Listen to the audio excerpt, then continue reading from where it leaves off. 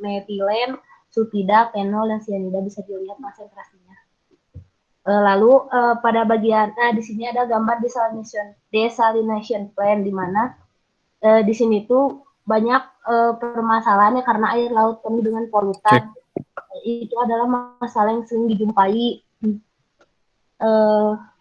Di antaranya biasanya berkembang biota laut, terus pergerakan scaling korosi. Nah ini tuh bisa diatasi dengan membatasi temperatur brine dan menambah bahan kimia inhibitor yang berfungsi mencegah terjadinya pergerakan dan di sini juga ada reaksi kimianya bisa dilihat di mana next. Terus juga untuk mencegah terjadinya scaling atau scale inhibitor tuh dengan menambahkan anti-scale agent ke dalam air laut. Nah, kriteria pemilihan bahan kimianya sebagai anti-scale agent adalah yang satu bahan kimianya mempunyai kemampuan mendistorsi kristal.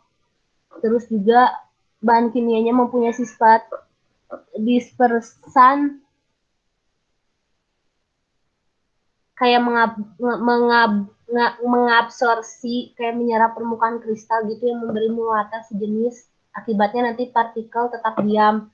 Lalu ada bahan kimia mempunyai sifat sequestrin, di mana itu mencegah ion dari keadaan normal dengan cara membentuk senyawa ion kompleks. Nah, air hasil destilasi maupun reverse osmosis yang disimpan dalam water tank itu, mohon maaf, air yang disimpan dan distilasi disimpan ke dalam water tank. Terus kualitas air hasil destilasi itu harus memenuhi parameter yang ditentukan dan parameter yang dipertahankan dari hasil proses destilasi itu Cl min sama dengan kurang dari 1000 ppb dan konduktivitasnya kurang dari 20 US per M. Next. Dan akan dilanjutkan oleh Rainta. Selanjutnya ada demineralization. Itu adalah karena pada proses desalination itu airnya belum murni 100% sehingga dilakukan treatment selanjutnya, yaitu demineralisasi, ialah proses penghilangan mineral-mineral yang terlarut di dalam air yang umumnya mempergunakan media penukar ion yang dibedakan atas muatan listrik yang terkandung di dalamnya menjadi penukar kation dan penukar anion. Hasil dari demineralisasi ini akan menghasilkan air murni H2O. Lalu ada jenis penukar ion yang biasa digunakan dari bahan sintetik adalah dasar siliko aluminat atau bentonit, terus lalu bahan dasar zat organik polimer atau resin. Karakteristik penukar ion yang antara lain tidak boleh larut dalam air, diameternya sekitar 0,5 sampai 1,5 mm, kemudian punya sifat mudah bertukar ion. Alat penukar ion ini sering disebut juga dengan mixed bed, di mana ada dua metode. Yang pertama ada single bed dan yang kedua ada mixed bed. Yang akan dibahas kali ini adalah mixed bed. Next.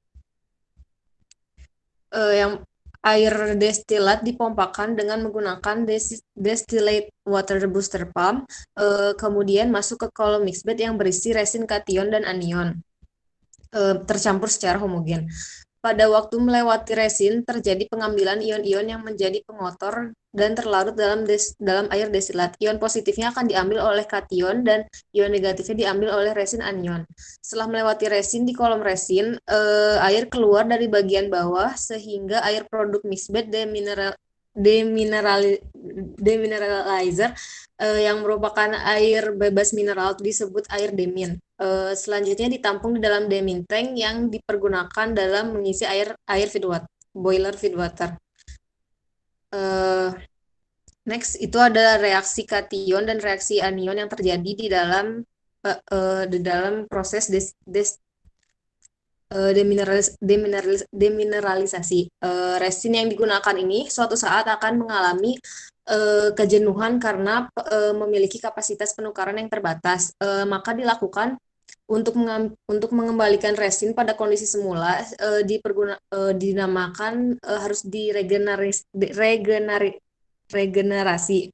Regenerasi adalah mengaktifkan kembali resin yang sudah jenuh menjadi seperti semula dengan cara menginjeksi HCl dan NaOH pada resin sehingga Resin kation jenuh dapat bereaksi kembali dengan HCl menjadi RH. Selanjutnya, proses regenerasi dari pipa itu tuh proses regenerasi ini akan dilakukan secara otomatis dengan mendeteksi konduktivitinya. Conductivity yang diizinkan adalah 1, tetapi setting yang dilakukan pada kontrol itu 0,9 untuk melindungi sistem apabila sistem kontrol tidak dapat bekerja sempurna. Untuk dilakukan regenerasi secara otomatis, terkadang pada kondisi tertentu, conductivity yang dihasilkan masih tinggi sehingga perlu dilakukan regenerasi secara manual. Selanjutnya, air hasil dari demineralisasi ini akan ditampung di makeup water. Next, ada troubleshooting, yaitu permasalahan yang sering terjadi di desalination plant. Yang pertama, misalnya jika motor valve macet akibat lama tidak beroperasi, maka antisipasinya sebelum desalination dioperasikan, lakukan buka tutup secara manual. Jika desalination trip, maka amati pressure steam inlet, lakukan pengaturan auto jika tidak lakukan pengontrolan secara manual. Jika alarm seawater flow low, maka lakukan operasi manual sampai alarm dapat di-reset, change over strainer dan bersihkan secara manual. Lalu ada jika vakum tidak dapat tercapai lebih lamanya hingga lebih dari 40 menit, maka cek dan pastikan semua valve terhubung, chamber tertutup shutdown, dan lakukan perbaikan. Jika conductivity tinggi, maka injeksi bahan kimia anti-foaming shutdown dan perbaiki demister shutdown, cek kebocoran dan plug pada pipa yang bocor. Selanjutnya, jika distillate damper control valve fault, maka lakukan pemulihan, posisikan auto, lakukan shutdown dan perbaiki control valve. Jika temperatur efeknya tinggi, maka buka spray water sampai bisa di-reset dan cek flow effect first. Jika alarm atau kurang dari 16 meter per jam, cek dan atur pembukaan valve seawater inlet.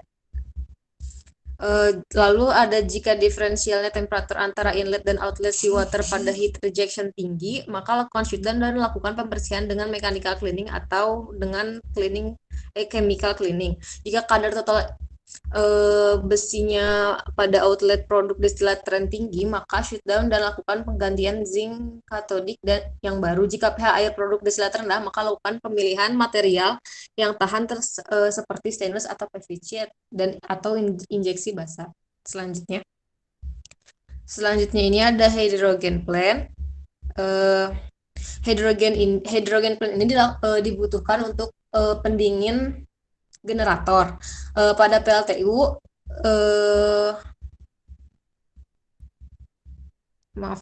gas hidrogen diproduksi dalam hydrogen plant yang berfungsi sebagai pendingin generator. Penghirupan gas hidrogen pada manusia tidak menyebabkan gangguan kesehatan kecuali sesak nafas. Adapun sifat dari hidrogen antara lain, yang pertama itu amat mudah meledak karena panas, nyala api atau panas akibat sinar matahari. Demikian juga bila kontak dengan udara, oksigen, dan klor. Daerah mudah terbakarnya antara 4,1 sampai 74,2%.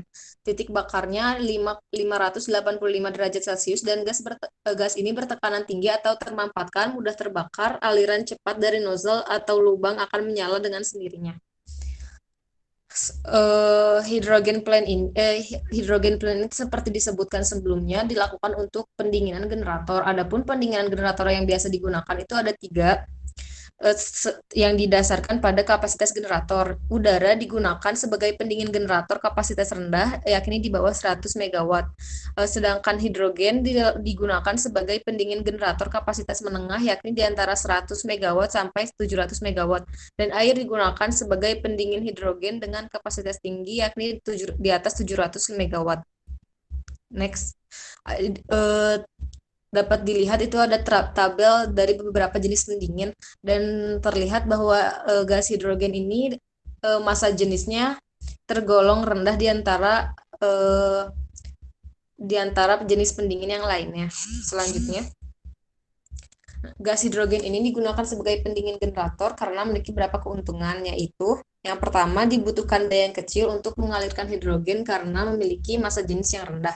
Yang kedua memiliki koefisien heat transfer yang baik sehingga kumparan dapat dibebani lebih besar. Dan yang ketiga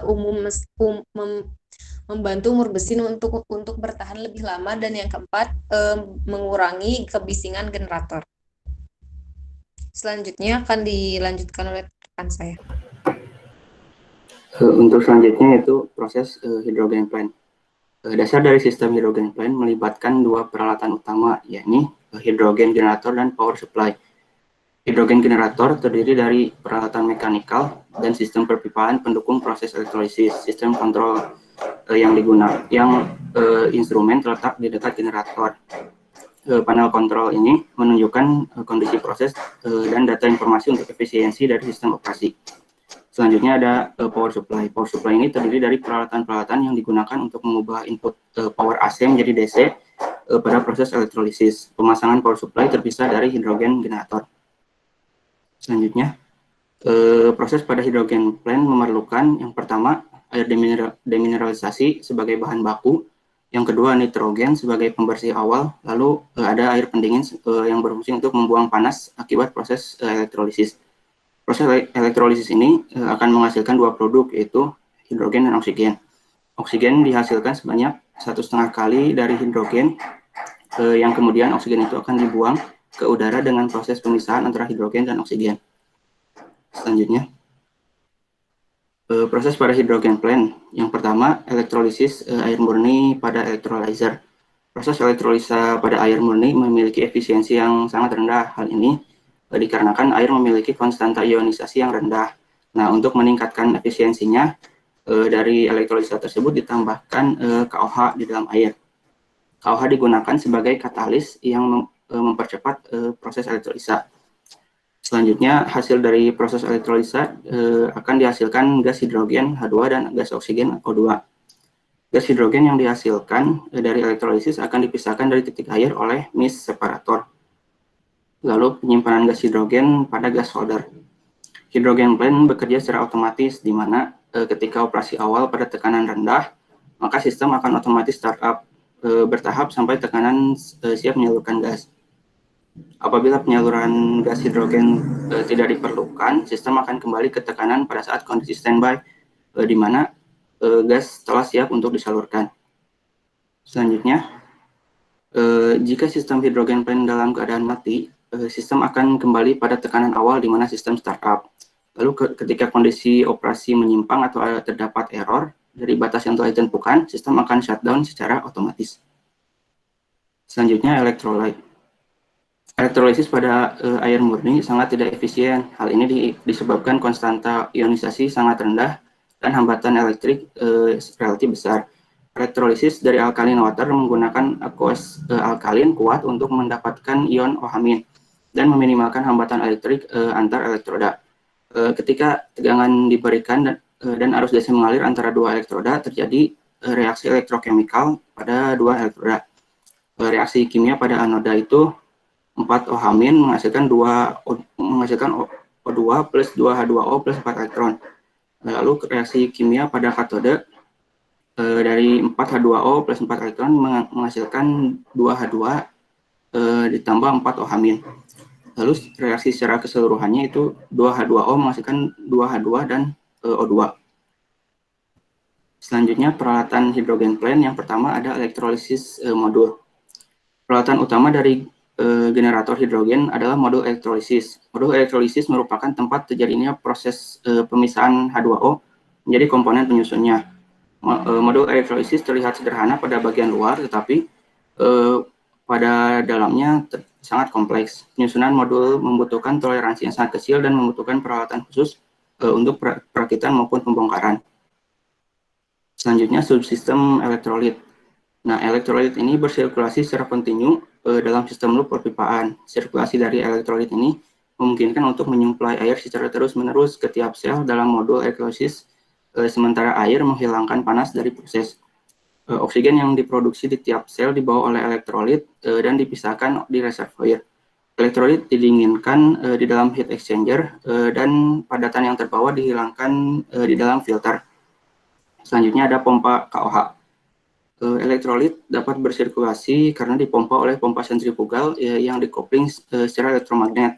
Nah, pompa sentrifugal ini digunakan karena dapat digunakan untuk operasi secara kontinu dan dalam jangka waktu yang lama. Nah, penggunaan kopling magnetik antara motor pompa dengan impeller pompa dapat menghindarkan dari kebocoran ketika beroperasi dengan menghilangkan rotating seal pada poros pompa. Selanjutnya ada KOH reservoir. Reservoir merupakan tempat penyimpanan KOH berupa stainless steel pressure vessel. 3 buah klem pada bagian atas dan bawah menyediakan tempat untuk level sensor dan filter dalam reservoir. Reservoir terletak di atas pompa KOH mensuplai kebutuhan pada waktu startup pompa dan operasi. Selanjutnya ada heat exchanger. Nah, heat exchanger di sini menggunakan tipe shell and tube dan terbuat dari stainless steel. Nah, elektrolit ini melewati bagian shell dan sementara si pendingin itu berada pada bagian tube atau pipanya. Selanjutnya, pengaturan besar perpindahan panas diatur dengan pengaturan besar laju aliran pendingin yang divariasikan. Laju aliran air divariasikan berdasarkan temperatur regulating valve. Selanjutnya ada KOH filter. Filter ini tersusun dari cartridge stainless steel dan cartridge tersebut dapat menghilangkan partikel pengotor hingga 150 mikron. KOH filter ini menjaga elektrolit subsistem dari kotoran-kotoran yang dapat mengurangi produktivitas sistem. Diperlukan pembersihan atau penggantian KOH filter secara berkala sebagai bagian dari perawatan sistem. Lalu ada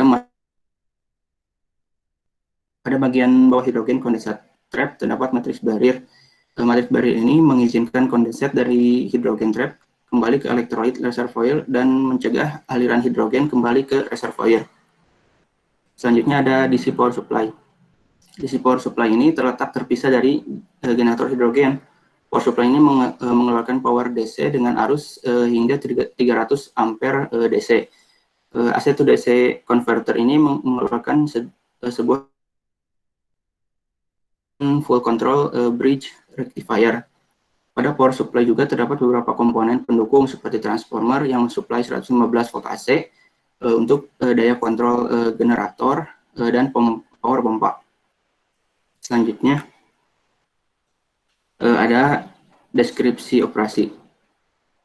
Operasi startup dan kondisi normal pada hidrogen plant dikontrol secara otomatis. Proses start, reset, ataupun pressure release dapat dijalankan dengan penekanan pada touchscreen display yang itu merupakan satu-satunya manual input pada sistem ini. Nah, PID yang tertera di samping menunjukkan kondisi proses dan piping yang ada di lapangan. Dari diagram tersebut ditunjukkan laju aliran dari feed water, pendingin, oksigen, dan hidrogen. Selanjutnya, feed water yang berupa air demineralisasi yang merupakan produk dari water treatment plant dipompa oleh feed water pump menuju ke KOH reservoir. Di dalam KOH reservoir ini, feed water dicampur dengan KOH untuk mempercepat proses elektrolisis dari air murni. Selanjutnya, feed water yang telah ditambahkan KOH dipompa oleh KOH pump menuju elektrolisis modul dengan dilewatkan pada heat exchanger terlebih dahulu. Di dalam elektrolisis modul ini, feed water yang bersusunan kimia H2O dielektrolisa menjadi hidrogen dan oksigen atau O2. Selanjutnya, nah, oksigen yang dihasilkan ini berwujud gas dan dialirkan kembali ke KOH reservoir. Nah, dari KOH reservoir ini, oksigen dialirkan pada oksigen kondenser untuk menjadi flow aliran dari hidrogen yang dihasilkan oleh elektrolisis modul didinginkan oleh hidrogen kondenser untuk kemudian ditransportasikan ke hidrogen tank. Nah, hidrogen ini disimpan dalam tabung khusus yaitu hidrogen tank agar tidak mudah terbakar dikarenakan sifat dari hidrogen sendiri yang sangat mudah terbakar. Hidrogen dialirkan ke generator yang digunakan untuk mendinginkan generator. Selanjutnya akan dilanjutkan oleh rekan saya. Cek. Baik, inisial startup ini tujuannya untuk menjamin keamanan operasi selama kondisi startup. Yang perlu diperhatikan itu sebetulnya dari indikator yang ditampilkan pada display dan manual sistem yang tadi sudah disampaikan teman saya. Yang pertama sistem pressure test, external module inspection, module retorque queue, electrolyte fill or check, sama feed water pump priming. Pada start mode ini, mengizinkan sistem membentuk tekanan internal yang dibutuhkan. Ada proses namanya pre-pressurization untuk memaksa elektrolit mengumpulkan setengah dari hidrogen kecil ke sisi oksigen. Yang tadi diketahui bahwa oksigen itu kapasitasnya 1,5 kali dari hidrogen. Tetapi ketika sudah mencapai pre-pressurization, maka tidak akan dilakukan pre-pressurization. Artinya sudah cukup di kapasitasnya. Prosesnya, saklar on pada power supply akan mengaktifkan control circuit pada hidrogen generator dan power supply. Kemudian tekan alarm reset sampai on dan muncul tulisan generator ready pada display. Kemudian tekan start yang bersamaan dengan tombol reset, maka sistem akan beroperasi. Nah, sistem ini akan beroperasi ketika nitrogen sudah membersihkan pemimpaan oksigen dalam generator.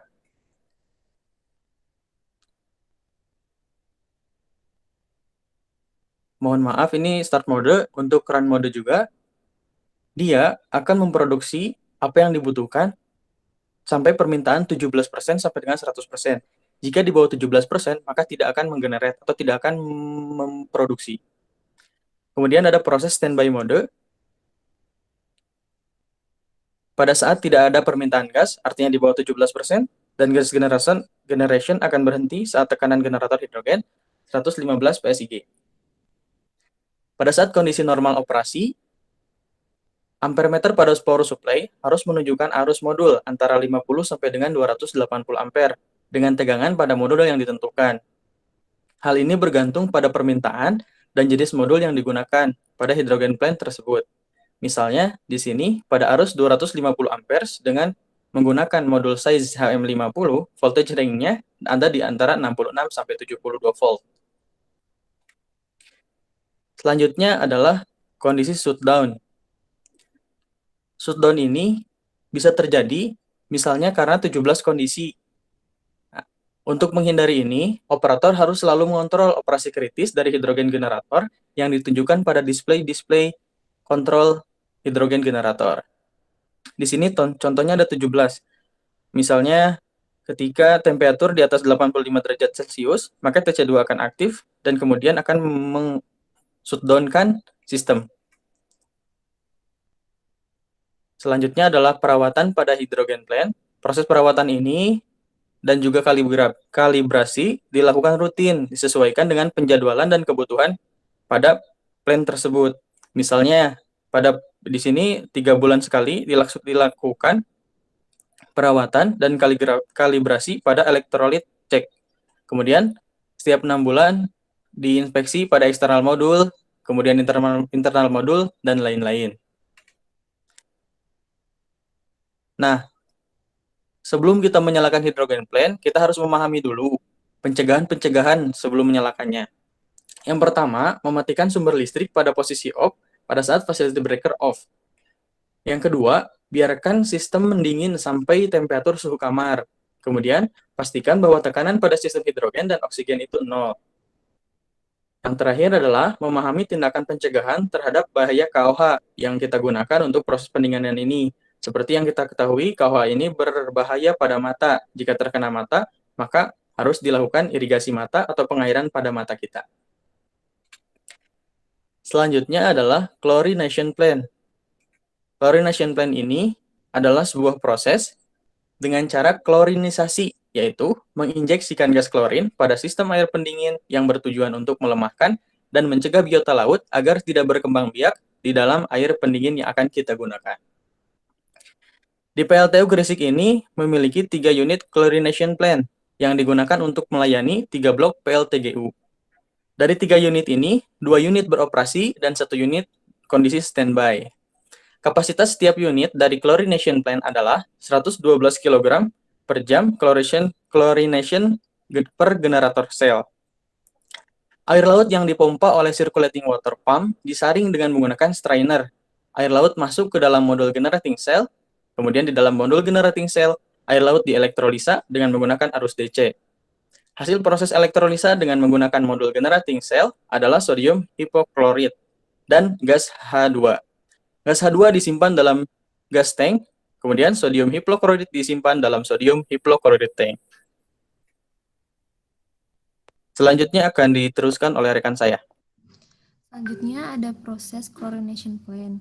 Chlorination plant ini didasarkan pada elektrolisis dari aliran di mana air laut mengalir sepanjang generator modul dari sistem. Ketika dilewati arus listrik secara langsung cairan sodium klorid atau NaCl, di mana tersusun unsur Na dan Cl itu terjadi reaksi free chlorine yang dihasilkan pada anoda, lalu hidrogen yang dihasilkan pada katoda, begitunya. Lalu ion OH- itu mengalir dari daerah katoda dan bereaksi dengan Na+ dan Cl2 pada daerah anoda dan menghasilkan sodium hipoklorit NaClO, dan reaksi keseluruhan dapat dilihat seperti berikut. Dihasilkan itu sodium hipoklorit NaClO dan hidrogen. Lalu aliran dari larutan air ditentukan dari level tangki. Selanjutnya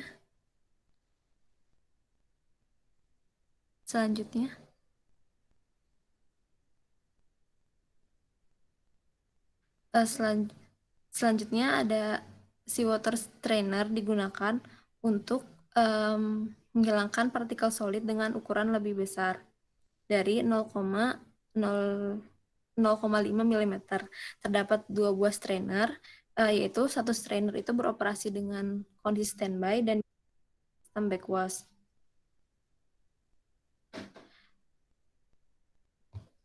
Apakah suara saya terdengar?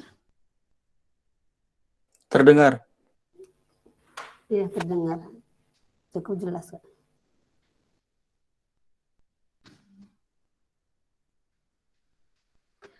Sistem backwash water strainer ini dikontrol dengan menggunakan sebuah differential pressure transmitter dan atau timer.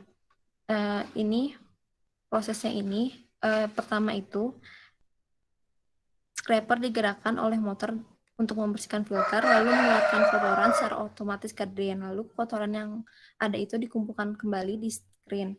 Prinsip kerja ini, seperti pada operasi tersebut, berada pada tekanan lebih rendah di dalam screen untuk di backwashing ke dalam tekanan yang lebih rendah dan menyebabkan jatuhnya kotoran-kotoran di luar screen. Hal ini menyebabkan terjadinya aliran balik dalam screen dan membersihkan kotoran pada screen. Selanjutnya ada cyclone system. Ini merupakan gambarnya, seawater strainer. Selanjutnya ada cyclone system. Sistem cyclone ini mempunyai peran utama dalam generating sodium hipoklorit. Pembangkitan klorid dari air laut berupa larutan hipoklorit solution yang dihasilkan 2 kali 100% sistem cyclone. Laju aliran air laut yang mengalir masuk ke dalam hipoklorit generator diatur oleh flow indicator control valve tipe manual diaphragma. Lalu setiap cycler generator dilengkapi 3 electrolyzer. Electrolyzer itu berbentuk solid cell dari fiberglass reinforced plastik yang tahan terhadap tegangan, korosi, dan diisolasi listrik. Selanjutnya ada hydrogen degassing dilution. Air laut mengandung produk hasil dari elektrolisis dihasilkan dari generating modul ke hipoklorit storage atau degassing tank. Gas hidrogen terpisah dari fase liquid pada bagian atas dari tangki.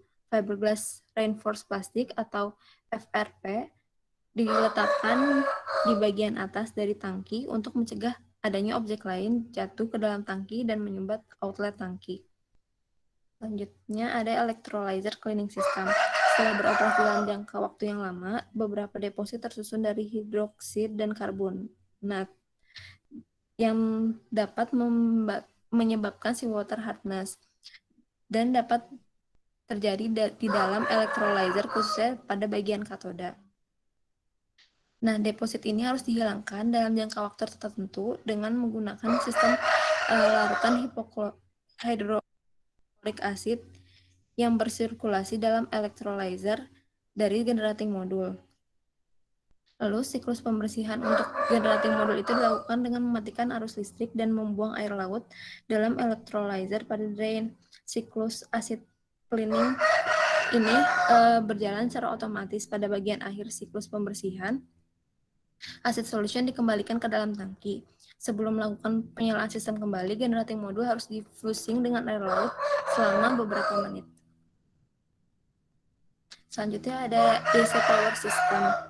Sistem ini mempunyai fungsi menyuplai arus DC untuk memproses elektrolisis dalam pembuatan sodium hipoklorid. Komponen utama DC supply ini terdiri dari transformer yang disesuaikan dengan manual taps yang harus dipilih untuk beroperasi dari power factor yang berhubungan pada steady state primary supply for voltage dan arus keluaran voltase DC.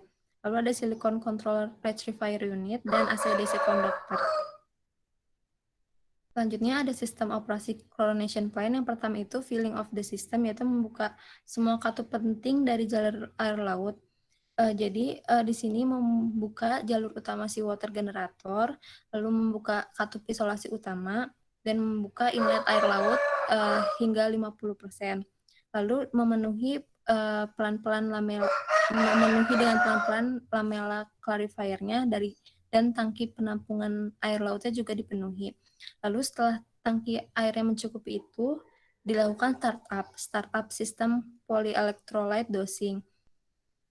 Ketika sudah nyala itu, dinyalakan seawater booster pump. Lalu biarkan air laut itu mengalir ke dalam dari generator ke dalam tangki. Lalu dengan kondisi aliran sebelumnya masih yang tadi. Lalu dengan kondisi aliran yang stabil, nyalakan transformer atau rectifier dan meningkatkan arus DC pada internal tertentu sesuai dengan beban yang dibutuhkan. Lalu selanjutnya di shutdown. Di shutdown itu dengan mengurangi arus listrik secara bertahap hingga arus itu 0 ampere. Selanjutnya ada desain dari sistem.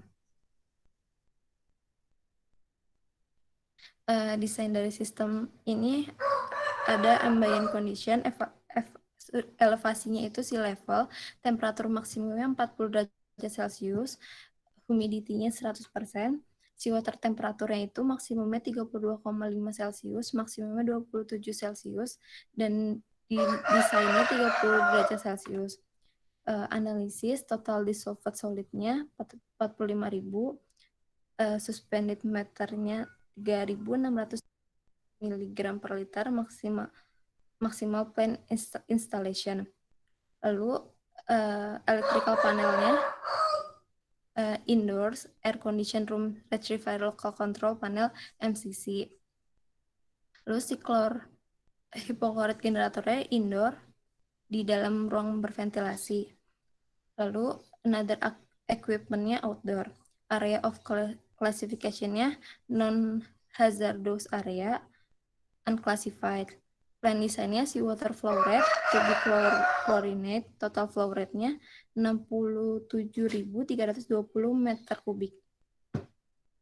Selanjutnya ada perawatan chlorination plant. Perawatan ini dilakukan dilakukan inspeksi. Yang pertama itu kebocoran generator itu setiap hari, lalu tekanan input pada generator itu setiap 3 hari sekali, lalu kontrol panel indikator light dan alarm lights-nya setiap minggu, fungsi dari seluruh instrumen setiap minggu, flow indikator setiap minggu, masuk generator setiap hari, modul inlet F1 FFI 014 through 20T itu setiap hari, lalu modul flow switch-nya setiap hari, instrumen gauge switch dan power supply air filter dilakukan perawatan setiap minggu, lalu transformer pump suction pressure setiap 3 hari.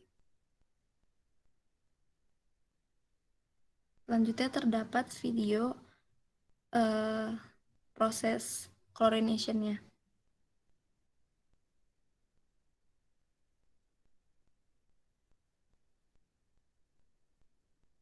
Apakah boleh ditayangkan?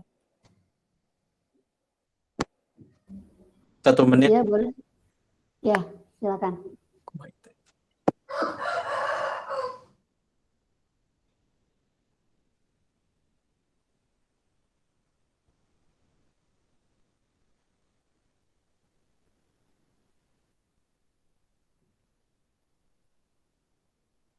Di sini air dipompa, lalu terjadi elektrolisis, lalu setelah itu masuk ke H2 search unit, dari situ masuk ke hypo storage tank, lalu di blower dan dipompa oleh hypo dosing pump, lalu klorinnya masuk ke dalam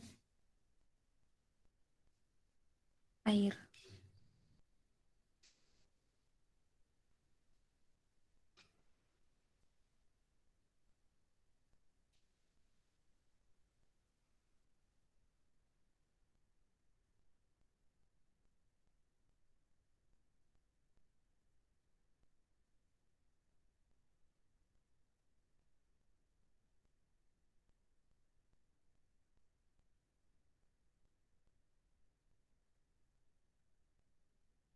Baik, mungkin itu saja dari kelompok 3.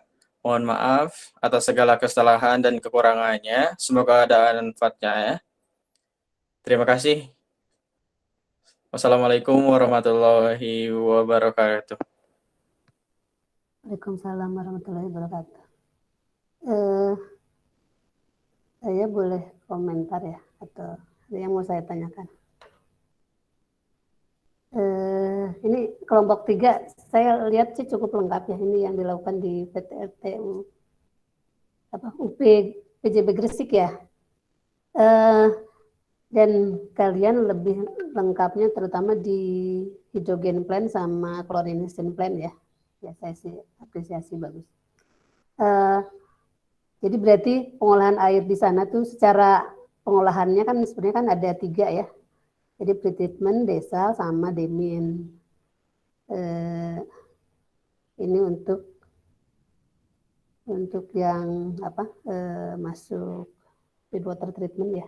Tapi kemudian ada hydrogen plant, itu adalah untuk pendingin generator ya.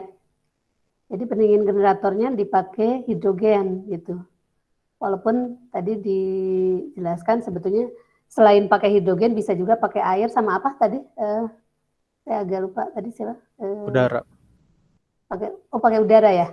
Jadi bisa pakai udara, bisa pakai air, bisa pakai hidrogen ya. Kemudian yang sekarang yang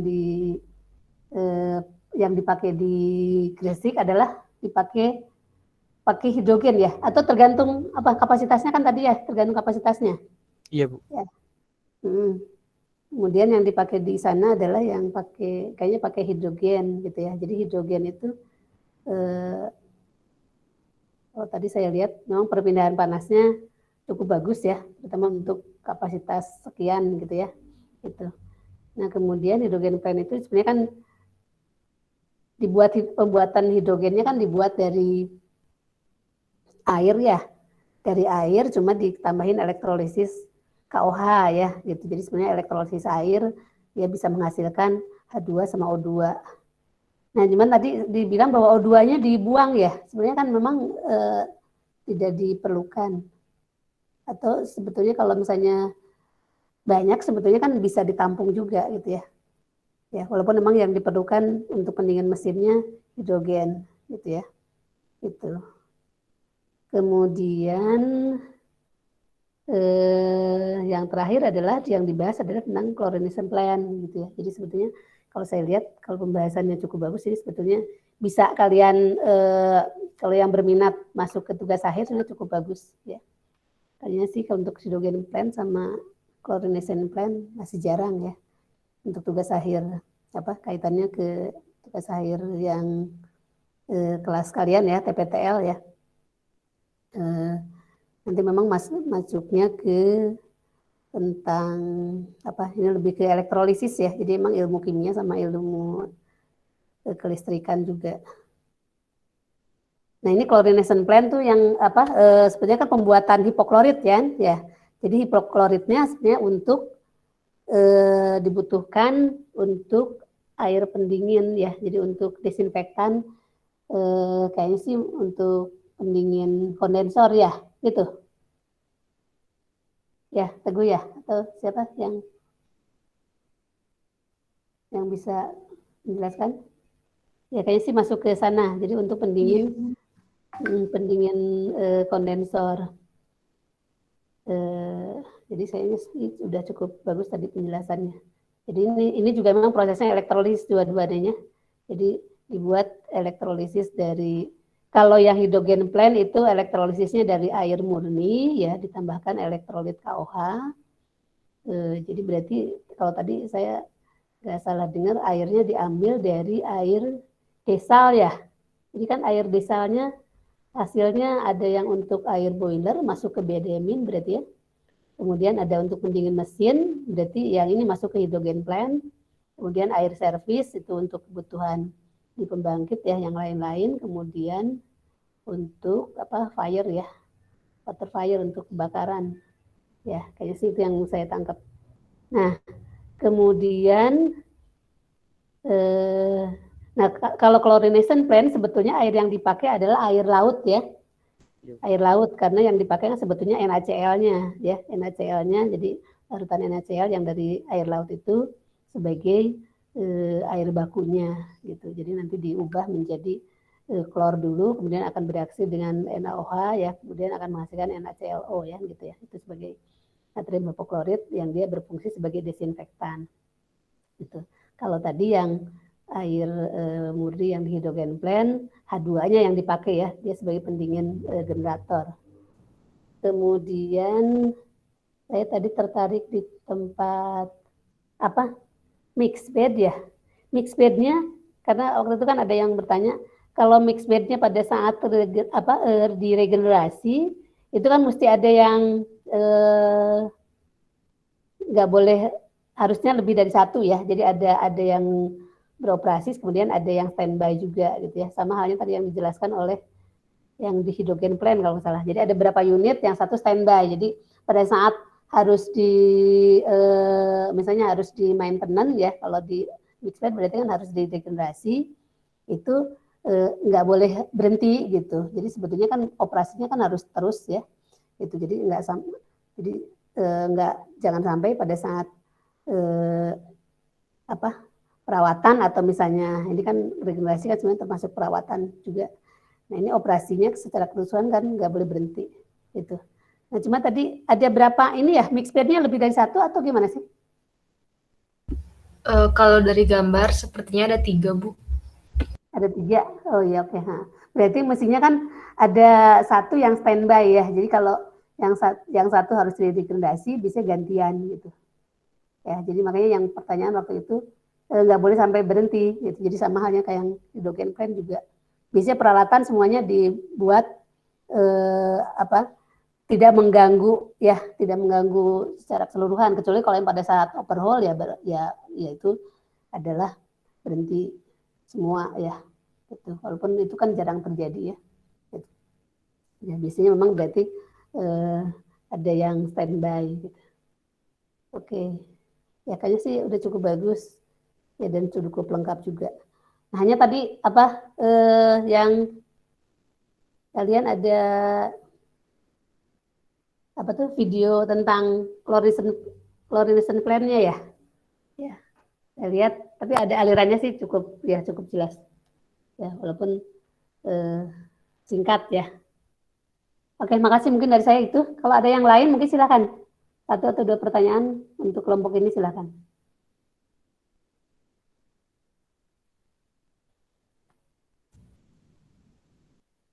Oke, kalau nggak ada mungkin diganti oleh kelompok berikutnya ya. Ya, ini Baik, memang Bu. Terima kasih ya, Bu. Ya, sama-sama ya.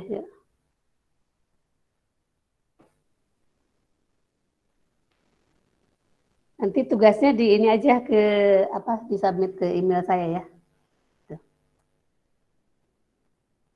Oke, silakan untuk kelompok yang lain.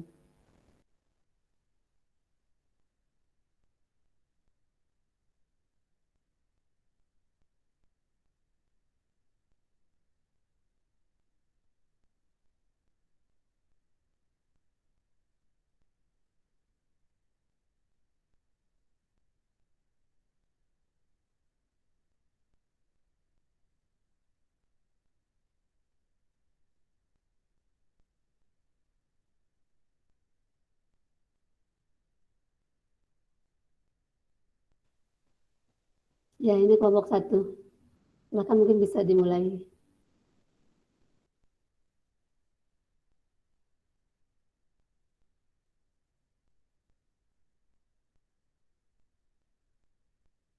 Assalamualaikum warahmatullahi wabarakatuh. Kami dari kelompok 1 akan mempresentasikan water treatment yang ada di PLTU Suralaya. Anggotanya kami ada Dea Suci, Dik Hikmatullah, Elisa Rahmawati, Reza Muhammad, Sela Fajri, dan Yayan Kurnia.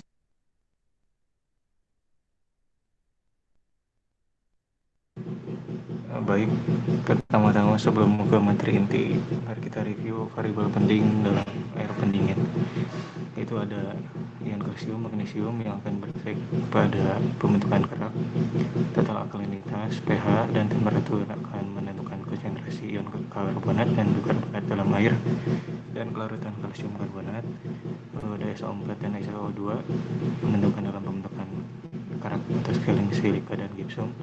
Padatan tersuspensi yang akan menyebabkan pembentukan deposit atau fouling, dan ketegangan kontaminan seperti hidrokarbon, glikol NH3, SO2H2S yang akan menyebabkan pembentukan deposit atau fouling dan pertumbuhan mikroba. Lalu di sini terdapat beberapa cara treatment untuk mengatasi impurity dalam air mata boiler. Contohnya ada padatan tersuspensi dapat diatasi oleh koagulasi atau flokulasi, lalu dapat diatasi juga dengan solid atau liquid separation, precipitation. Untuk kesadahan dapat dihilangkan secara parsial dengan precipitation, dengan ion exchange akan berkurang hingga 0-2% konsentrasinya, dan dengan degasifikasi malah akan menimbulkan pengendapan mineral.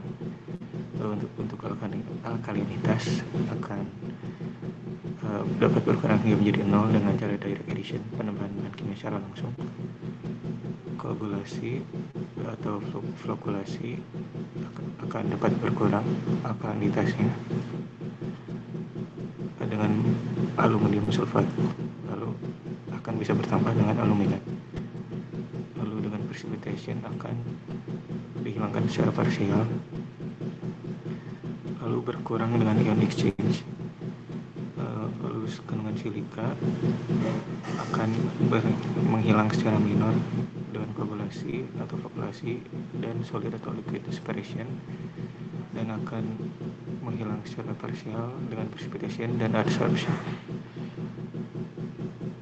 Lalu dengan ion exchange dapat hilang dengan resin anion basa kuat yang diregenerasi dengan kaustik. Total dissolved solid dengan direct addition akan bisa menjadi bertambah, dengan precipitation akan menghilang secara parsial, dan dengan ion exchange bisa berkurang. Untuk bahan organik dapat berkurang secara parsial dengan koagulasi, flokulasi, precipitation, dan ion exchange. Dengan adsorption bisa berkurang hingga menjadi 5-10% konsentrasinya. Lalu untuk kandungan gas-gas dapat berkurang hingga menjadi 0 dengan degasifikasi dan direct addition. Lalu dengan koagulasi dapat bisa menjadi bertambah. Lalu dengan precipitation gas H2S dapat dihilangkan dengan penambahan besi sulfat atau zinc sulfat. Lalu dengan adsorption gas penghilang rasa dan bau dapat dihilangkan dengan karbon aktif. Lalu dengan ion exchange gas CO2 malah bisa bertambah.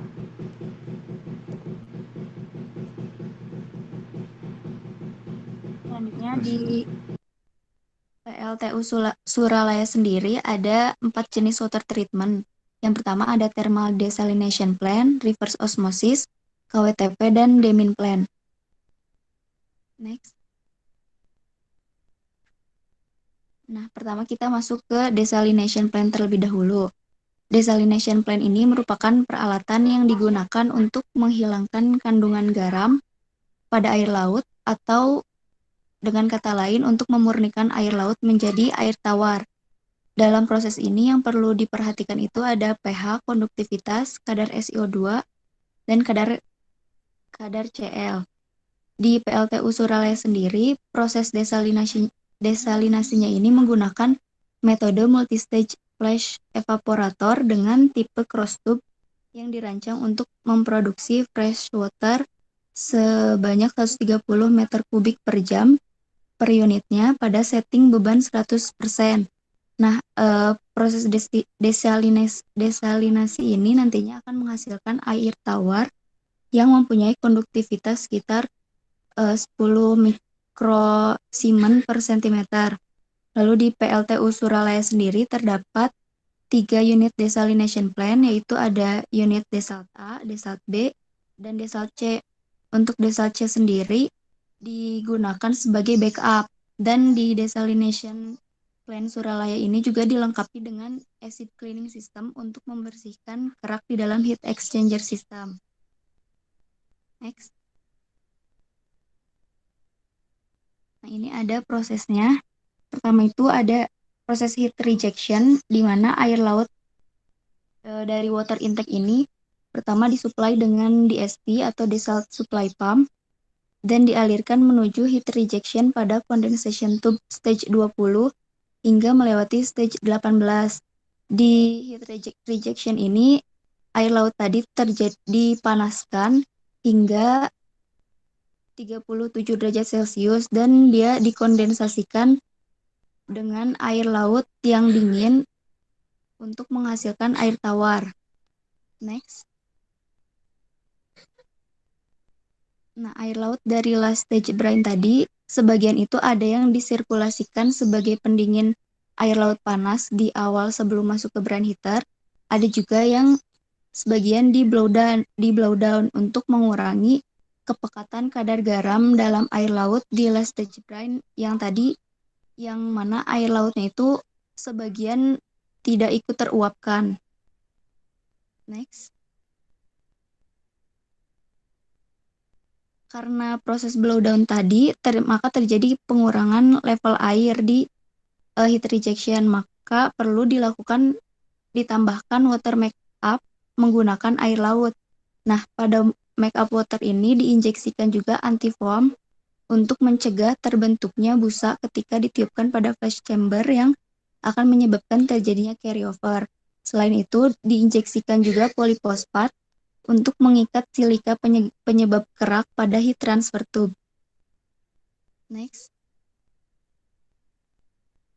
Setelah ditambahkan water make-up, air laut tadi disirkulasikan menuju ke heat recovery section pada stage 17 dengan menggunakan brine recirculating pump.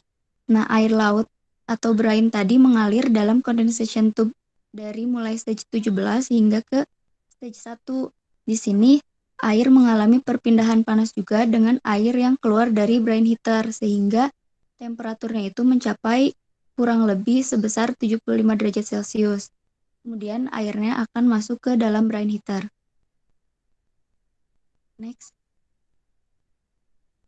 Di dalam brine heater ini media panas yang digunakan itu adalah steam, dan steamnya itu diambil dari auxiliary boiler atau dari unit. Steamnya ini awalnya bersuhu 230 derajat Celcius dan dia masuk ke desuperheater untuk diturunkan menjadi 100 derajat Celcius. Lalu steam ini digunakan untuk memanaskan air laut tadi, dan sehingga air lautnya itu keluar dengan suhu 90 derajat Celcius dan masuk ke ruang evaporator stage 1. Di ruang evaporator ini terjadi penguapan dan terjadi kontak dengan air laut dingin sehingga terjadi kondensasi kembali, di mana uap dan kondensatnya ini nanti dipisahkan dengan demister. Lalu air kondensat yang dihasilkan ditampung di dalam box distillate, kemudian dialirkan menuju freshwater tank untuk digunakan sebagai service water atau diolah kembali atau diolah lebih lanjut untuk mendapatkan air demin.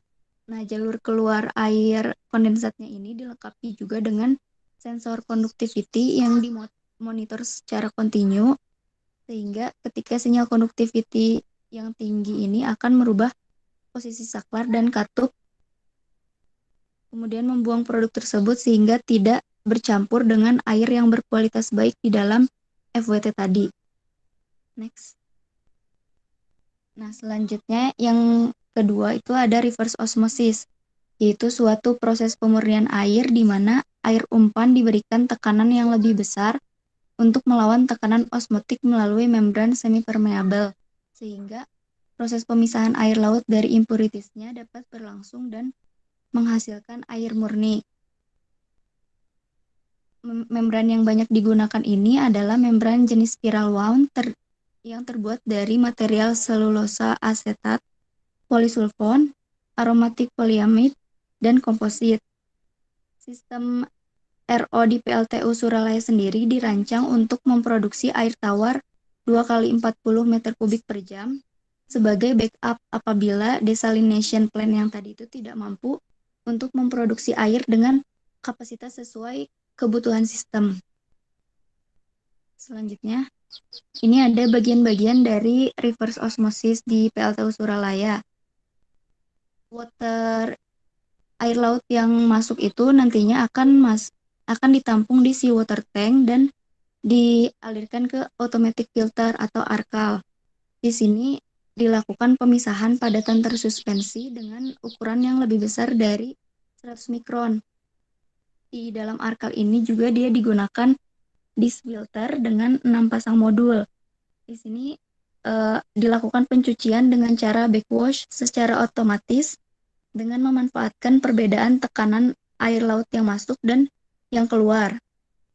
Apabila filternya ini kotor dan terindikasi ada perbedaan tekanan air masuk dan air keluar filter, maka secara otomatis nanti kontrol panel akan memerintahkan pencucian selama 30 detik dengan 20 detik backwash dan 10 detik berpindah modul.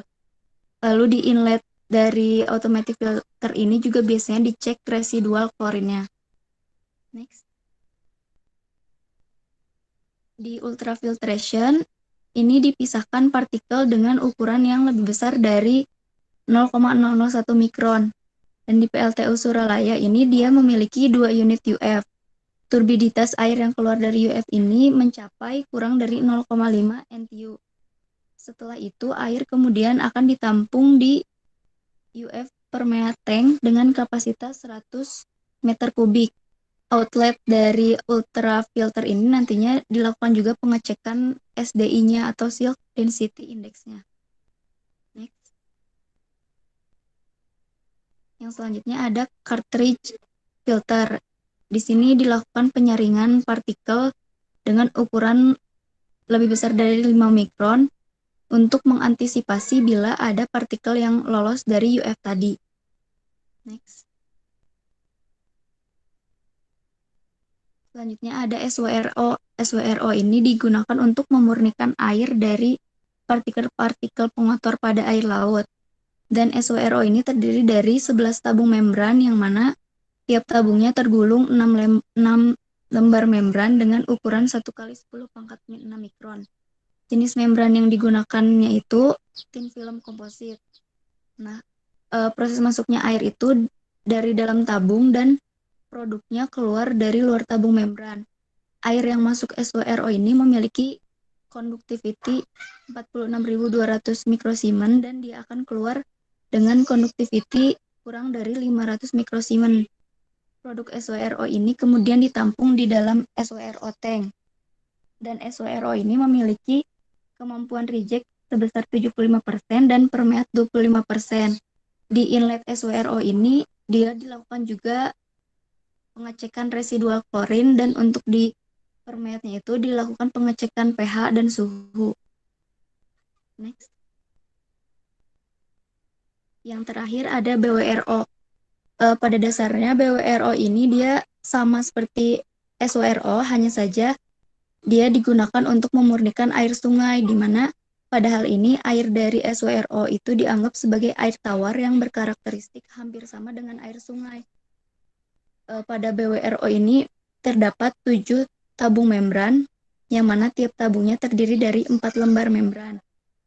Dan produk keluaran dari BWRO ini nantinya akan mempunyai conductivity kurang dari 15 mikrosiemens. Kemudian dia akan ditampung di BWRO tank. BWRO sendiri dia mempunyai kemampuan reject 25% dan permeate 75%. Kebalikan dari SWRO tadi, karena air yang lewat BWRO ini sudah lebih murni sehingga tidak banyak pengotor yang tertahan. Nah, di permeat BWRO ini juga dilakukan pengecekan suhu, pH, SiO2, dan klorin. Setelah itu dari BWRO tank biasanya air kemudian dialirkan ke freshwater tank untuk kemudian dilakukan demineralisasi di mixed bed.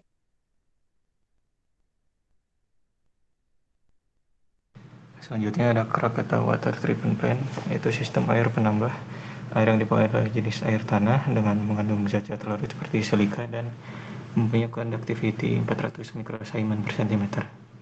Pertama-tama, air akan diinjeksikan NH2SO3 untuk mengikat klorin yang larut di dalam air sehingga tidak merusak kualitas resin. Kemudian air dipompakan dengan ke sand filter untuk memisahkan air dari pengotor dari zat tersuspensi seperti daun, pasir, batu, dan sebagainya. Setelah itu air dialirkan ke carbon filter untuk menyaring partikel-partikel zat padat dan mengabsorpsi warna atau zat organik. Setelah itu air dialirkan ke cation exchange. Setelah keluar dari cation exchange, air bersifat asam. Sebelum masuk ke anion exchange, dilakukan terlebih dahulu ke degasser untuk menghilangkan gas-gas non-condensable agar air yang masuk ke anion bersih dari pengotor yang akan merusak atau mengganggu efisiensi tangki anion. Hasil dari keluaran tangki anion, air telah siap digunakan dengan conductivity 10 mikrosiemen per cm dan kadar silika 0,1 ppm.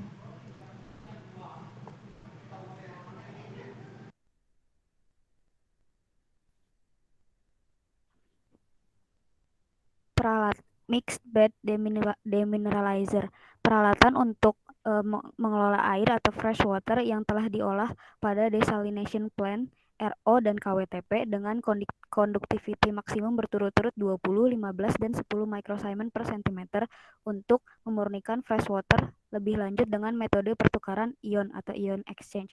Pada proses ini, produk yang dihasilkan adalah air murni atau biasa disebut air demin.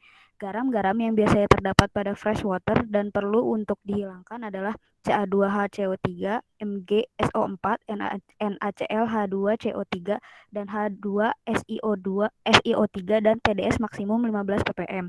Media yang digunakan pada proses ion exchange adalah resin anion dan kation yang dapat menukarkan ion-ion yang terdapat pada air umpan di dalam tangki demineralisasi. Resin yang digunakan adalah MSA untuk anion dan MSC untuk kation. Next. Di PLTU Suralaya yang digunakan adalah mixed bed dengan campuran anion dan kation pada tiap tangkinya. A. Resin kation berfungsi untuk menukar ion positif yang terkandung dalam air seperti Mg2+, Ca2+, Na+, dan lain-lain kecuali ion H+. Resin anion berfungsi untuk menukar ion negatif yang terkandung dalam air seperti Cl, SO42-, NO3-, HCO3-, dan lain-lain kecuali OH-. Next. Air yang telah ditreatment di unit desalination RO atau KWTP diumpankan ke tangki demineralisasi melalui bagian atas tangki. Kemudian terjadi pertukaran ion dengan resin sehingga akan terbentuk produk air murni yang keluar melalui bagian bawah tangki dan selanjutnya akan ditampung pada fresh water tank dan siap untuk digunakan. Pada output mixed bed dicek parameter conductivity dan kadar silikanya. Bila conductivity masih tinggi, maka dapat diperkirakan kualitas desalination plant buruk. Sedangkan bila kadar silika tinggi, maka kualitas KWTP yang buruk. Dari pendekatan tersebut, maka akan dapat dilakukan penanggulangan jika terjadi parameter output yang tidak sesuai dengan ketentuan perusahaan. Next. Resin yang digunakan untuk menukar ion lama-kelamaan akan menjadi jenuh. Untuk itu perlu dilakukan regenerasi resin sehingga dapat mengembalikan fungsinya sebagai penukar ion. Regenerasi kation dilakukan dengan menginjeksikan asam klorida atau HCl dan anion dengan menginjeksikan kaustik atau NaOH. Sebelum melakukan regenerasi, perlu diperhatikan hal-hal yang dapat mengganggu regenerasi, yaitu 1. Tekanan udara mixing harus rendah. Yang kedua, level HCl dan NaOH rendah. Yang ketiga, level tangki netralisasi tinggi. Yang keempat, sekuens regenerasi sedang digunakan. Next. Hydrogen plant. Hydrogen plant pada PLTU Suralaya dipakai sebagai pendingin generator. Hidrogen dipakai sebagai pendingin pada generator karena memiliki sifat-sifat sebagai berikut. 1. Bebas dari uap air sehingga bisa mengurangi resiko korosi. 2. Bebas dari kontaminan-kontaminan seperti debu. 3. Memiliki ukuran atom yang kecil sehingga tidak mengganggu perputaran generator. Sistem pendinginan generator menggunakan gas H2 sebagai medium jauh lebih efektif dibandingkan mendinginkan generator menggunakan udara, karena H2 memiliki konduktivitas termal dan koefisien transfer panas yang jauh lebih tinggi dibandingkan udara. Namun, kelemahan H2 adalah bersifat eksplosif apabila tercampur dengan udara.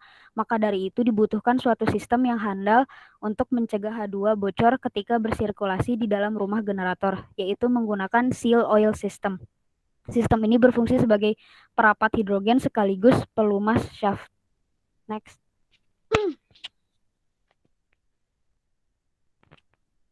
Hidrogen plant mendinginkan generator dengan cara mensirkulasikan gas hidrogen di dalam rumah generator dan di sekitar motor. H2 itu 7-10 kali lipat lebih baik dalam menyerap dan mentransfer panas dibandingkan dengan udara. Artinya, untuk ukuran generator yang sama, lebih banyak arus yang dapat dialirkan pada kumparan stator dan rotor jika didinginkan menggunakan H2. H2 ini seperti tadi yang sudah dibahas, bersifat eksplosif jika tercampur dengan udara, dengan perbandingan 4-76%. Pada saat-saat tertentu, ketika housing generator harus dibuka, H2 yang berada dalam generator tidak boleh tercampur dengan udara langsung. Maka dari itu dibutuhkan suatu medium untuk memisahkan H2 dan udara. Digunakan karbon dioksida atau CO2 untuk membersihkan generator sebelum dimasuki baik oleh H2 maupun udara. Next. Di dalam generator terdapat blower yang berfungsi mengarahkan H2 ke bagian-bagian generator yang perlu didinginkan. Untuk kumparan stator, gas hidrogen masuk dari arah exciter dan keluar dari sisi turbin. Untuk kumparan rotor, gas masuk dari kedua ujung kumparan dan keluar dari tengah kumparan. Temperatur gas hidrogen sebelum menyerap panas adalah sekitar 45 derajat Celcius. Kemudian gas diarahkan oleh blower ke gas cooler yang berfungsi mendinginkan gas yang membawa panas generator. Gas didinginkan menggunakan air tawar yang memiliki temperatur 35 derajat Celcius yang dialirkan pada pipa-pipa di dalam gas cooler. Next. Seal oil system merupakan suatu sistem alat bantu dalam generator yang berfungsi sebagai pelumas seal ring sekaligus perapat hidrogen. Sistem seal oil ini ditopang oleh dua sisi tekanan, yakni sisi udara, air side, dan sisi hidrogen H2 side. Tekanan minyak pada sistem seal oil dijaga lebih besar daripada tekanan gas hidrogen yang ada di dalam generator, yaitu sebesar Pg plus 0,8 kg per cm square, di mana Pg adalah tekanan di dalam generator sebesar 4 kg per cm kuadrat. Next. Nah, ini adalah gambar diagram dari hidrogen plant di PLTU Suralaya Unit 8. Next.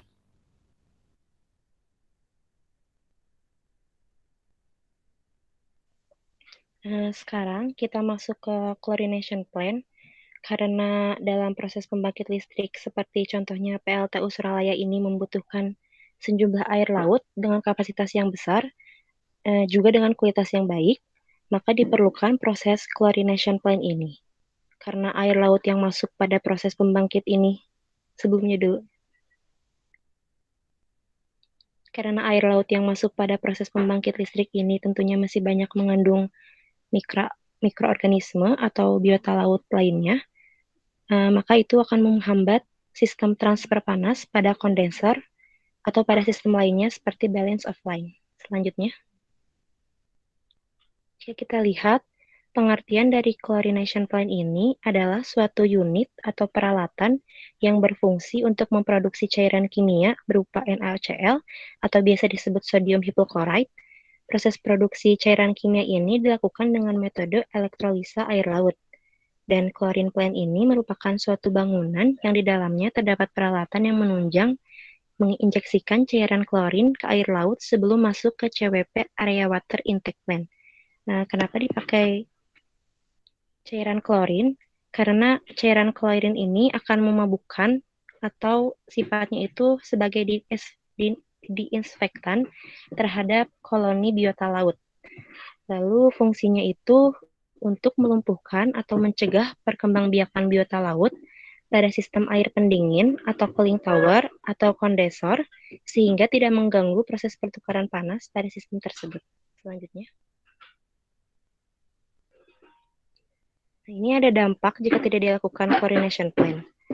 Karena chlorination plant air laut ini yang digunakan mengandung banyak biota laut seperti yang terlihat pada gambar, seperti kerang, Sepremacel, protozoa, atau mikroorganisme yang lain, maka menimbulkan pembentukan biofouling pada permukaan peralatan pembangkitan yang dilaluinya. Seperti pada gambar yang kedua terlihat bahwa banyak kerang menumpuk pada pipa pembangkit, dan yang gambar terakhir itu pembentukan biofouling pada permukaan peralatan pembangkitan. Selanjutnya. Lalu ada contoh lain, seperti adanya kerang yang menempel pada bagian dalam tubing kondensor yang terlihat pada gambar yang paling atas. Hal itu menyebabkan abrasi dan kebocoran. Lalu ada efek lainnya yang menyebabkan proses pendinginan terganggu karena aliran air laut yang masuk ke dalam kondensor berkurang. Seperti yang terlihat pada gambar bahwa dalam pipa itu tersumbat karena banyaknya biofouling yang muncul dalam pipa tersebut. Selanjutnya. Lalu ada prinsip kerja chlorination plant. Pada suhu dan tekanan normal, senyawa klorin berbentuk gas tapi dapat diubah dalam bentuk padat ataupun cair. Nah, pada penggunaannya, senyawa klorin terdiri dari 3 macam. Yang pertama bleaching powder, yang kedua kalsium hipochlorite, dan yang terakhir sodium hipochlorite. Dan dengan proses pengolahan elektrikal dan gas pada kalsium hipochlorite, proses pembentukan senyawanya menggunakan prinsip elektrolisa. Selanjutnya. Lalu ini pada mulanya air laut yang sudah melewati strainer dipumpakan masuk ke dalam modul elektroliser seperti pada gambar di atas dan dialiri arus listrik searah atau DC yang berasal dari AC transformer. Lalu senyawa air laut yang terdiri dari garam dan air tersebut kemudian terurai. Lalu ada ion 2H+ juga terurai. Selanjutnya. Karena ion 2H+ cenderung lebih stabil jika berdiri sendiri, maka ion 2H+ berubah membentuk molekul gas hidrogen yang kemudian dibuang melalui hipotank. Sedangkan ion O2 cenderung lebih negatif terhadap ion NH+ dan ion Cl. Akibatnya, ketika ion tersebut bersatu membentuk ikatan yang lebih stabil, yaitu molekul NaOCl atau biasa kita sebut dengan sodium hipochlorite, yang kemudian disimpan dalam storage tank yang sebelumnya nantinya diinjeksikan pada sisi water intake atau tepatnya sebelum traveling screen. Nah, untuk memastikan operasional chlorine plant efektif dan efisien, maka biasanya dilakukan pemantauan terhadap residual chlorine pada sisi outflow. Dan nilai residual chlorine yang dijaga akan instalasi pembangkit terhindar dari biota laut adalah sekitar 0,05 sampai 0,3 ppm. Selanjutnya akan dijelaskan oleh rekan saya. Selanjutnya ada sistem air kondensat. Sistem air kondensat merupakan sebuah pasokan utama untuk sistem air pengisi ketel. Mayoritas air kondensat berasal dari proses kondensasi uap bekas di dalam kondensor.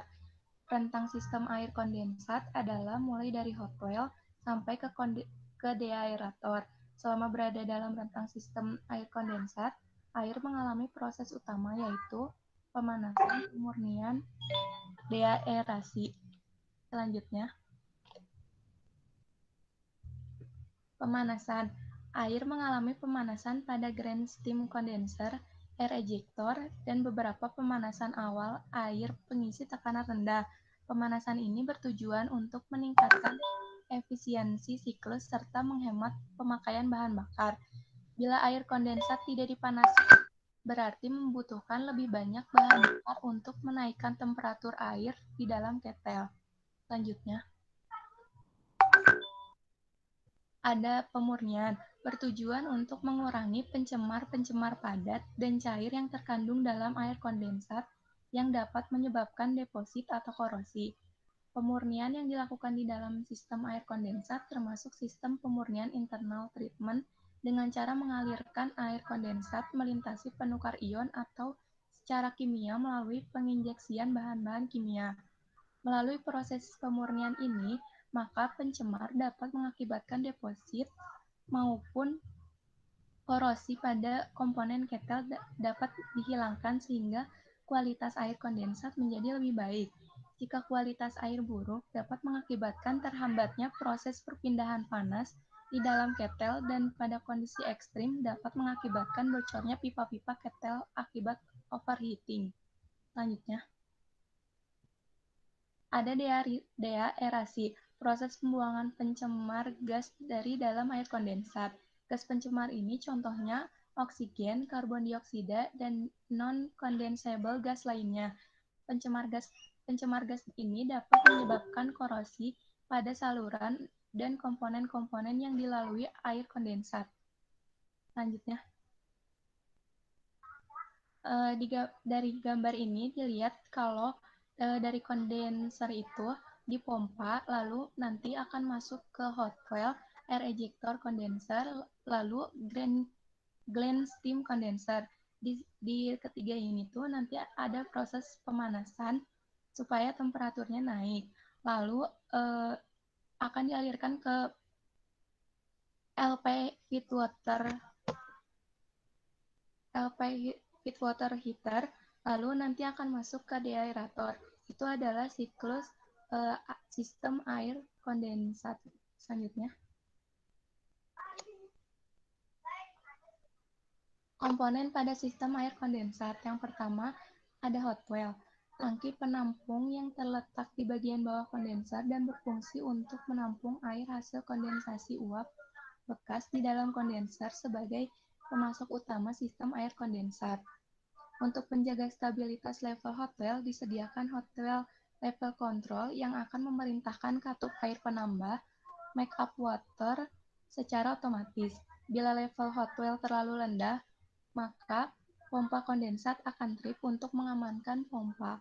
Dan jika level hot well terlalu tinggi, maka air kondensat akan merendam pipa-pipa pendingin kondenser sehingga dapat mengurangi proses pendinginan dalam kondensor. Hal ini dapat mengakibatkan penurunannya laju kondensasi uap bekas sehingga menurunkan vakum kondensor. Yang kedua, pompa kondensat. Mengalirkan air kondensat dari hot well melintasi sistem air kondensat menuju deaerator.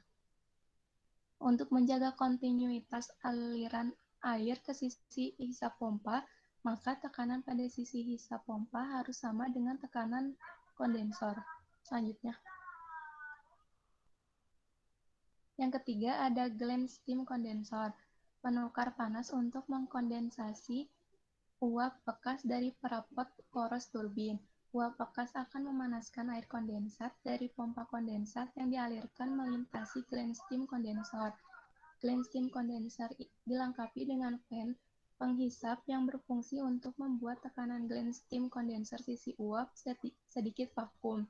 Tekanan pada Glen steam condenser berkisar antara -8 sampai dengan -15 inci kolom air. Yang karena panasnya diserap oleh air kondensat, uap bekas dari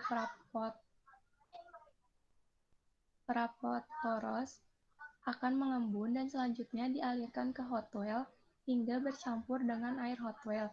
Di dalam Glen steam condenser, air kondensat mengalir dalam pipa sedangkan uap bekas perabot berada di luar pipa. Yang keempat, kondensat polister. Perangkat penukar ion untuk menjaga kualitas air kondensat. Penukar ion yang digunakan yaitu jenis campuran, kation dan anion. Saat resin sudah jenuh, maka harus diregenerasi dengan dipindahkan ke tangki regenerasi dengan transportasi udara bertekanan. Resin ini berfungsi untuk mengikat kalsium, magnesium, sodium sulfat, klorid, dan nitrat dari air kondensat melalui penukar ion. Selanjutnya, yang kelima ada kondensat polyester booster pump. Setelah melewati kondensat polyester, tekanan air kondensat dinaikkan oleh pompa booster agar dapat mengalir hingga ke deaerator. Pompa ini dilengkapi dengan proteksi terhadap tekanan sisa hisap rendah. Saat tekanan sisa hisapnya terlalu rendah, maka pompa booster akan trip. Yang keenam ada steam air ejector condenser. Untuk mempertahankan vakum kondensor, maka uap bekas bercampur non-condensable gas yang masih mengandung energi panas dipakai untuk memanaskan air kondensat yang dialirkan lewat steam air ejector condenser. Uap yang telah diserap panasnya akan mengembun dan airnya dialirkan ke hot well. Dengan cara ini, maka panas yang terkandung dalam campuran uap akan diserap oleh air kondensat sehingga temperatur air kondensat keluar mengalami kenaikan. Selanjutnya. Untuk selanjutnya yaitu saluran resirkulasi.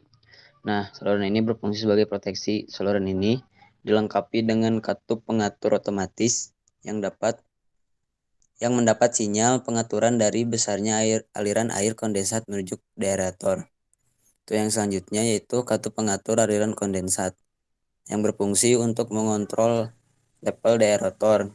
Katup ini biasanya ada 2 macam, yaitu untuk mengatur aliran air kondensat ketika unit sudah berada dalam kondisi normal operasi dan ketika kondisi startup atau beban rendah. Selanjutnya, pemanas awal air tekan rendah. Nah, meningkatkan efisiensi siklus dengan cara memanaskan air kondensat yang melintasinya. Media pemanas yang digunakan adalah uap yang diekstrak dari turbin.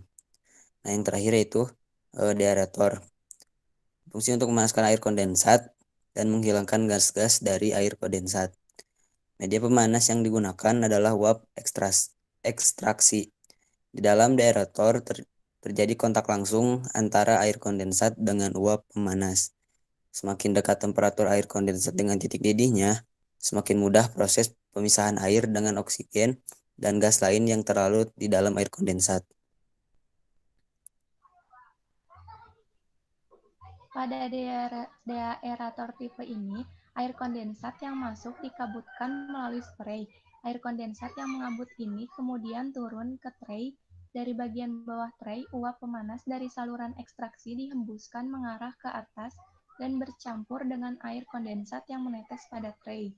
Akibatnya terjadi pertukaran panas antara uap dengan air sekaligus proses deaerasi. Oksigen dan gas lainnya akan mengalir ke atas dan keluar dari deaerator menuju atmosfer melalui saluran venting. Tetapi proses deaerasi ini tidak menjamin air kondensat 100% bebas dari oksigen. Maka diperlukan juga proses penginjeksian hidrazin ke dalam air kondensat pada suatu titik sebelum air masuk ke deaerator. Penginjeksian hidrazin ini dilakukan oleh pompa khusus. Air yang sudah bebas dari oksigen dan gas lainnya kemudian turun dan ditampung di deaerator storage tank. Selanjutnya. Untuk yang selanjutnya yaitu sirkulasi water pump atau CWP. Nah, pada siklus tertutup PLTU, air laut yang telah diolah dan dimurnikan, kemudian dilakukan pemanasan sehingga terbentuk uap yang pada dasarnya berfungsi sebagai penggerak turbin yang diteruskan ke generator sehingga menghasilkan arus listrik, dan uap ini akan dikondensasikan kembali menjadi air yang lebih dikenal dengan air kondensat. Nah, pendinginan air kondensat terjadi pada kondensor. Uap dari gas turbin turun ke kondensor dan didinginkan dengan air laut yang dipompakan dengan CWP ini. Nah, CWP ini merupakan suatu pompa yang berfungsi untuk mentransportasikan atau mensirkulasikan air pendingin atau air laut kondensor pada suatu unit pembangkit listrik. Nah, yang digunakan pada PLTU Suralaya ini yaitu jenisnya yang ini ya, yang CWP yang vertikal seperti ini. Selanjutnya, nah CWP ini mensuplai kebutuhan air ke beberapa tempat, di antaranya yaitu ke kondensor dan heat exchanger. Itu tuh sebenarnya ada W-nya yang terakhir, jadi CW itu deh. Yang selanjutnya, nah untuk ke kondensor sendiri, komponen utama pada sistem ini adalah pompa sentrifugal dengan jenis poros vertikal. Sistem ini berfungsi sebagai sistem pendinginan utama pada kondensor, di mana air dipasok secara kontinu dari sumber tidak terbatas yaitu air laut, kemudian akan dipompakan menuju tub-tub kondensor agar uap sisa yang berasal dari turbin dapat terkondensasi sehingga pasangnya menjadi cair dengan kondensor dalam keadaan vakum atau di bawah tekanan atmosfer. Dalam sistem air pendingin di PLTU yang dipompakan ke kondensor untuk akhirnya dibuang kembali ke laut.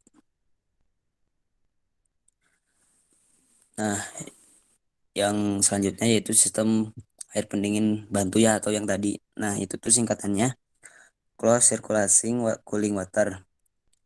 Nah, fungsinya ini yaitu menyediakan dan memasok air pendingin untuk menyerap panas dari filter kerja, baik itu air, oil, water, gas, dan mekanik. Peralatan-peralatan bantu agar peralatan bantu dapat beroperasi secara handal. Sistem air pendingin harus dirancang dengan siklus tertutup untuk mampu memenuhi kebutuhan operasi unit pembangkit secara kontinu dan handal. Suplai air pendingin bantu adalah demineralizer water. Nah, untuk diagram air pendingin bantu ini yang terdapat di Suralaya ini seperti ini. Lanjut. Nah, untuk komponen pendingin pembantu tersendiri yaitu ada beberapa, yaitu ada heat tank, terus yang tadi CWP, terus Steiner, terus cooling water heat exchanger, dan katup dan pemipaan.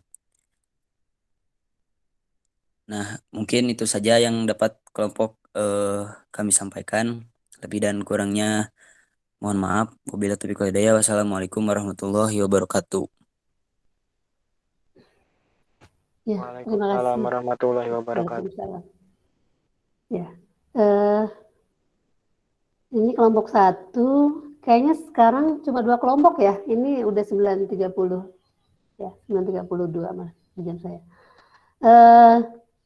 Ya memang yang kalian presentasikan dari 2 kelompok ini cukup lengkap ya. Mungkin dari 2 kelompok ini bisa saling melengkapi ya. Tadi yang dari kelompok yang pertama kan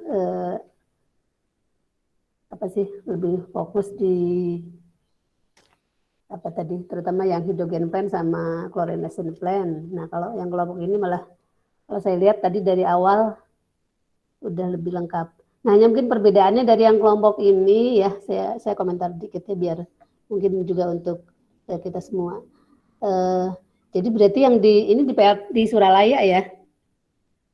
Jadi di Suralaya ini ada desalination plan, tadi pakai thermal, pakai apa? Pakai apa yang desalination plan ya? Thermal desalination plan metodenya multistage. Multistage ya, iya oke. Pakai multistage, tapi kemudian ada RO juga ya. Ada RO juga, kemudian masuk. Nah, cuma di yang WTP-nya di sini saya tadi ada KWTP sama ada mixed bed. KWTP-nya saya tadi agak kurang jelas. KWTP ini kok singkatannya Krakatau Water Treatment Plan ya? Itu untuk menghilangkan apa? Menghilangkan kerak. Bukan pakai ini ya, bukan pakai resin.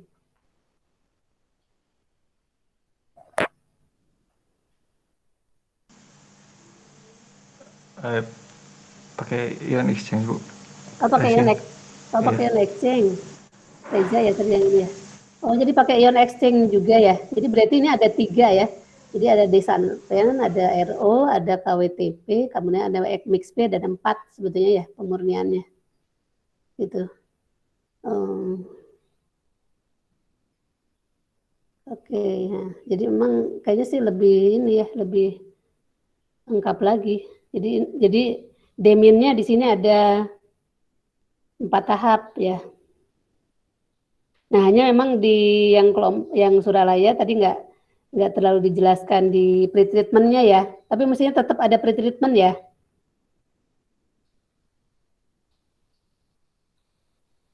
Oke, kemudian setelah itu kan ada hydrogen plant, ada seal oil system, ada chlorination plant. Chlorination plant-nya pakai hipoklorit juga ya, sama dengan yang di Gresik. Iya Bu, sama. Ya oke. Nah, kemudian, nah terus tadi yang saya ini juga bahwa penambahan bahan kimia itu ya kayak hidrogen itu bukan hanya di internal treatment ya. Jadi berarti yang 2 kelompok ini kan lebih ke eksternal. Tapi tadi di kelompok ini kalian lebih ada berbicara juga tentang penambahan hidrogen ya pada pada deaerator ya. Itu jadi selain pakai steam juga Iya Ibu, di deaerator.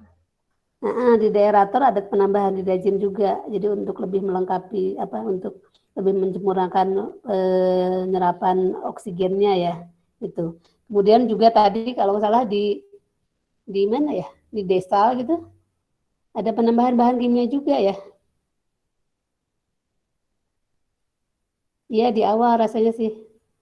Jadi berarti penambahan bahan kimia apa sih yang kalau kemarin saya dari teori saya kan sebenarnya ada internal itu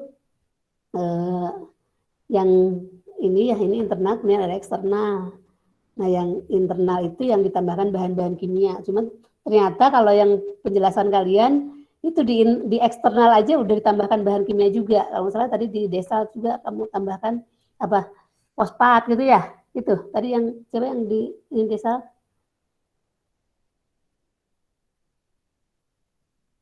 Iya Bu. Ya betul ya, Elisa ya. Sebenarnya kan desal itu kan pakai thermal ya. Tadi kan pakai multi stage. Tapi selain itu juga tambahkan fosfat juga gitu. Ya oke, berarti makanya memang selain teori yang dari saya ya, makanya emang dengan pendalaman di industri ya. Jadi diharapkan memang kalian bisa lebih paham, terutama ini kan untuk aplikasinya di industri seperti apa. Ternyata di industri kan dia lebih kompleks lagi gitu ya. Jadi kalau dari teori saya mungkin agak lebih sederhana, tapi ternyata kalau masuk ke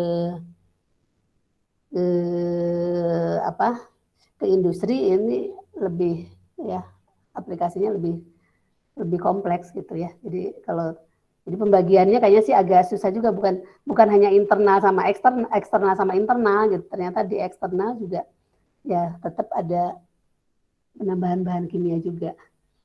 Oke, baik, mungkin karena ini udah lebih dari 9.30 ya. Ya kita coba aja lanjutkan nanti minggu depan, karena kalau kalian juga ada kuliah yang lain ya. Iya Bu. Ya ada kuliah yang lain, dan mungkin saya juga nanti ada ngajar juga yang kelas 4.